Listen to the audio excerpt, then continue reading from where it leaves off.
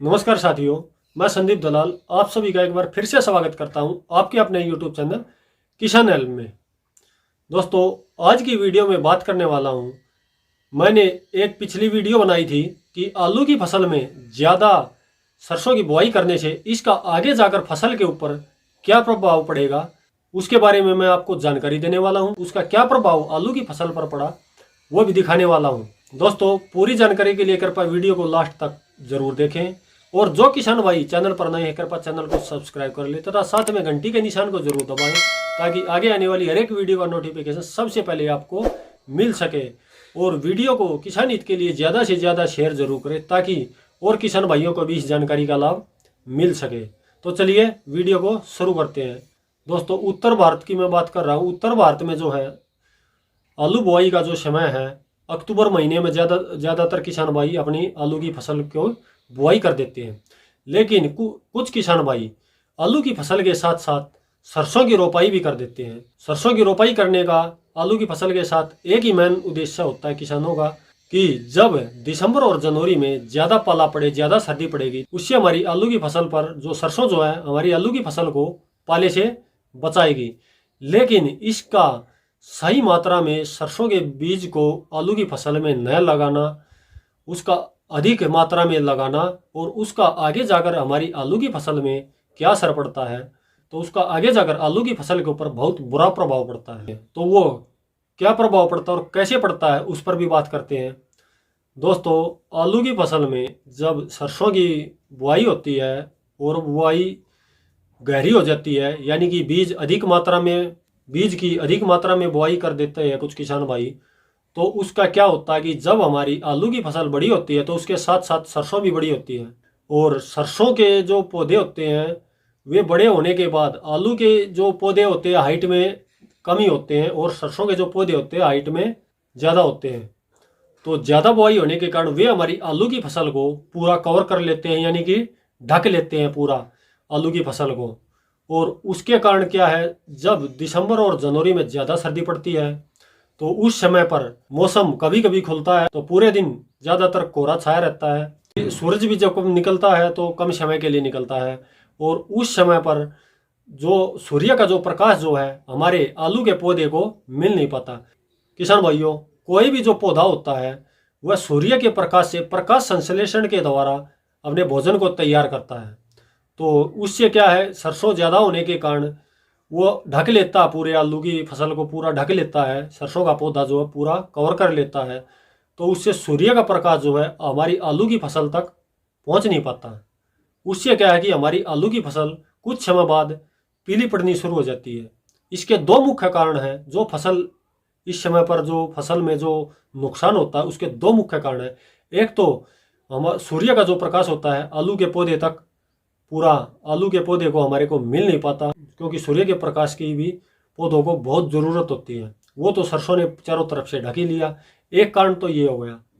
और फिर उसके पौधे क्या है कि अगर उसको प्रकाश नहीं मिला, लगातार ओस में भीगे रहते हैं और वे कुछ समय बाद पीले पड़ने लग जाते हैं और उसमें फंगस लगना शुरू हो जाता है और पौधा जो है बिल्कुल खराब होना शुरू हो जाता है, पीला पड़ के गलना शुरू हो जाता है।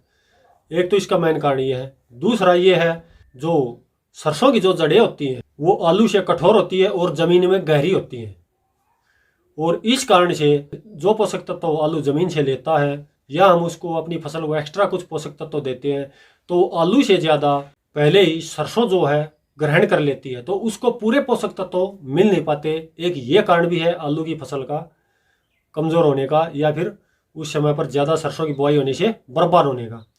ये दो मुख्य कारण है। ये जो गलती है कुछ किसान भाइयों से हो जाती है, आलू की फसल में सरसों की बुआई होती है, वे ये गलती जानबूझकर नहीं करते हैं, वो होता है जानकारी के अभाव में। क्योंकि कुछ किसान भाइयों को ये नहीं पता होता, सही मात्रा का चयन नहीं कर पाते। हमें एक एकड़ में अगर आलू की फसल बुआई कर रहे हैं तो उसमें कितनी सरसों की मात्रा में सरसों को बुआई करना जरूरी है, और वे ज़्यादा मात्रा में बुआई कर देते हैं और इसका आलू की फसल के ऊपर बहुत ही बुरा प्रभाव पड़ता है। आलू की फसल बिल्कुल बर्बाद हो जाती है।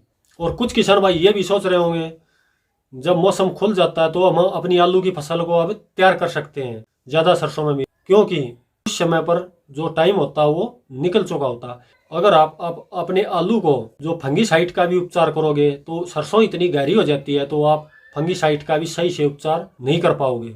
और दूसरा जो है, कुछ किसान भाई ये भी सोच रहे होंगे कि हम अपने अभी पोषक तत्व दे देते हैं जिससे हमारी आलू की फसल दोबारा ग्रोथ करेगी। इस समय पर आप जो है कोई भी पोषक तत्व अपनी फसल को दोगे तो उसका जो असर है सबसे ज़्यादा उसको आलू से पहले ही जो सरसों है वो उसको ग्रहण कर लेगी, तो उसका आलू की फसल को वे भी नहीं मिल पाएंगे। इससे बचने का एक ही मुख्य कारण है, अगर आपसे गलती से ज़्यादा ही सरसों की बुआई हो जाती है तो जब जो है आलू की फसल जो हमारी खेत में उगाती है और साथ में सरसों भी उगाती है तो उससे हमारे को पता लग जाता है कि आलू की फसल में सरसों की ठीक बुआई हुई है या अधिक बुआई हुई है। अगर अधिक बुआई हुई है तो आप उसी समय पर पौधों को उखाड़ सकते हो, जिससे यानी कि अपने खेत से कम कर सकते हो। एक तो ये कारण है। अगर आपने समय पर यह काम नहीं किया तो आगे जाकर काफ़ी इसका दुष्परिणाम आलू की फसल के ऊपर पड़ता है। वो आपको आप साथ में वीडियो में आपको दिखाई दे रहा होगा भाई से। और ये जो गलती होती है किसान भाई से, ये गलती जानबूझकर नहीं होती, क्योंकि कोई भी किसान भाई ये नहीं चाहता कि मेरी एक गलती से मेरी पूरी फसल बर्बाद हो जाए।